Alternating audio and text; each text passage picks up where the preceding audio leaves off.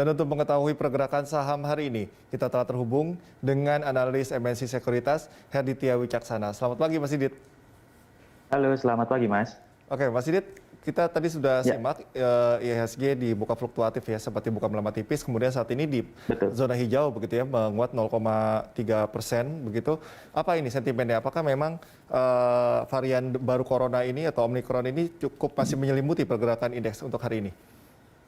Oke, memang untuk pergerakan ISG hari ini kami perkirakan secara teknikal ini akan adanya technical rebound terlebih dahulu, di mana kalau secara teknikal kami memperkirakan ini akan ada technical rebound di level 6621 sampai ke 6650 terlebih dahulu.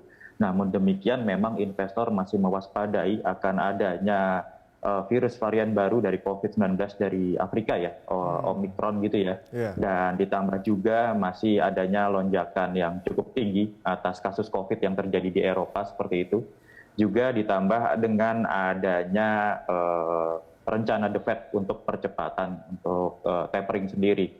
Jadi memang harap diwaspadai, meskipun kami memiliki dua skenario utama kami di mana pergerakan ISG ini penguatannya akan cukup terbatas dan rawan terkoreksi kembali. Paling tidak nanti harap diperhatikan apabila ISG menembus area support di 6.480, di mana target pengelemahan ISG kami perkirakan ada di area 6.375. Namun demikian tidak menutup kemungkinan akan adanya base skenario di mana saat ini ISG sedang berada di awal uptrendnya dan akan terkonfirmasi apabila ISG mampu break dari level resistennya di area 6755 seperti itu, Mas. Oke, kita masih sama-sama menantikan nanti pidato dari Gubernur The Fed begitu ya, Jerome Powell. Ini Betul. bagaimana respons pasar untuk menghadapi ini?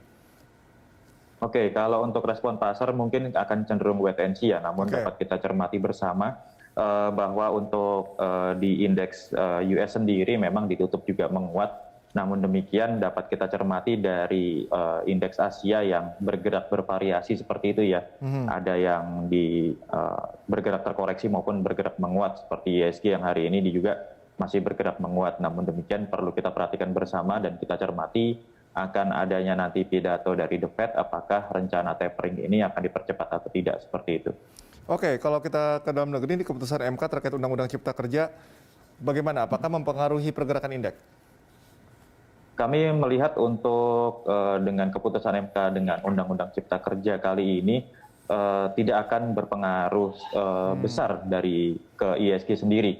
Karena memang kami melihat meskipun kemarin terjadi adanya net sell asing ya yang cukup besar sendiri, namun kami melihat baik secara indikator maupun dari technical classic-nya sendiri, ini ISG masih berpeluang untuk menguat paling tidak ke level 6620 terlebih dahulu. Namun demikian pun nanti terkoreksi harus diperhatikan nanti di level-level di 6550 sampai 6570 sebagai area-area koreksi ISG mungkin hari ini sampai besok di hari Rabu seperti itu.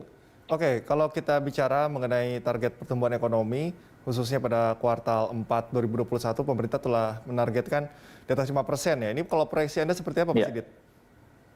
Oke, kalau pertumbuhan ekonomi sendiri dengan kita menilik rilis data ekonomi yang cenderung baik ya di dalam negeri sendiri, memang untuk 5% dapat dimungkinkan terjadi. Namun demikian kita juga harus mencermati beberapa hal yang dapat kita waspadai di sini dengan adanya PPKM yang nanti level 3 akan dilaksanakan oleh pemerintah di bulan Desember ya.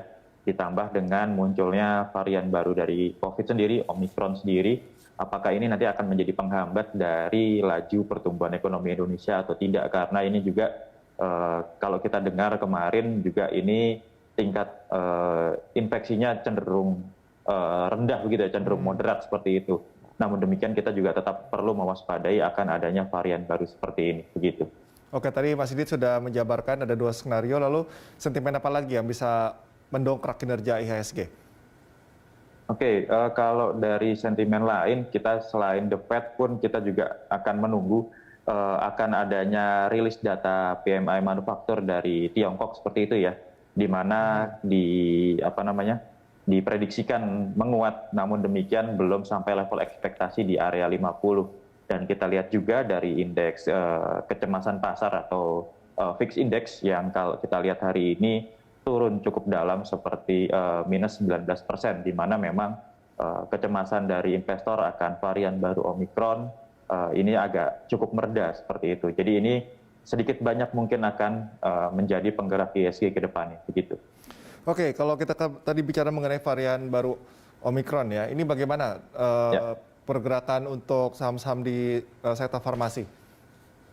Oke, untuk di sektor farmasi ini nampaknya masih cukup menarik karena beberapa hari belakangan ini pergerakannya juga cukup masif seperti itu ya. Kalau kita lihat seperti IRA gitu ya, ini IRA kami memperkirakan memang masih terjadi adanya penguatan paling tidak nanti untuk menguji ke level resistennya di area 1930, dan apabila nanti mampu break di atas 1930, maka area 2000 hingga ke area 2090 ini dapat diuji kembali. Dan kalau kita lihat dari sisi emiten farmasi lainnya seperti KF yang hari ini nampaknya bergerak terkoreksi begitu ya, berlawanan arah.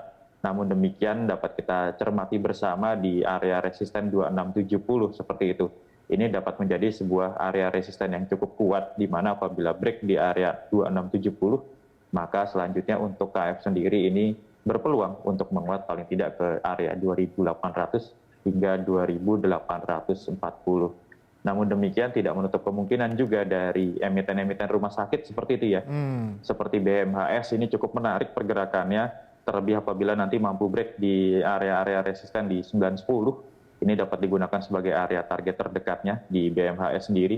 Apabila nanti break dari 910, maka kami perkirakan area 960 sampai 1000 menjadi target berikutnya.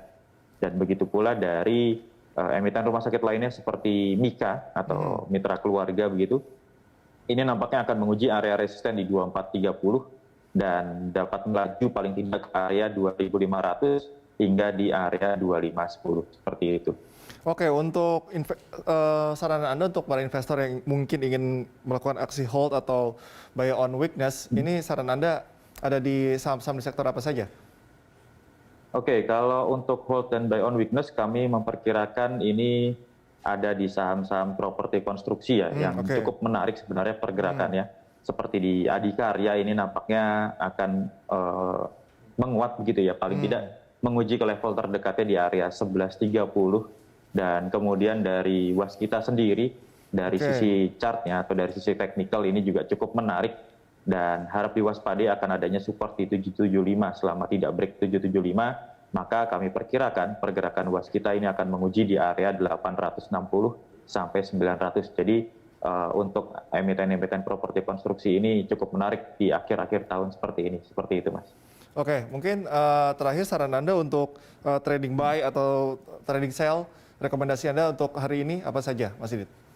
Oke, kalau untuk trading buy kami memiliki satu emiten dari perpupukan gitu ya, Saraswati atau SAMF. Ini cukup menarik pergerakannya karena kami memperkirakan pergerakan dari SAMF sendiri selama tidak break dari support di 1195, maka ini akan menuju ke levelnya di 1300 sampai ke area resisten ya di 1340. Kemudian juga dari emiten lain seperti Indomobil Multijasa atau IMJS, ini kami perkirakan sudah berada di akhir koreksinya dan berpeluang menguat paling tidak nanti ke levelnya 480 sampai 500. Jadi kedua emiten ini memang cukup menarik untuk menjadi trading buy untuk investor yang sedang mengincar cuan kilat di hari ini seperti itu. Oke, baik. Baik, terima kasih Mas Didit atas informasi serta analisisnya. Pemirsa, demikian analis MNC Sekuritas Herditya Wicaksana.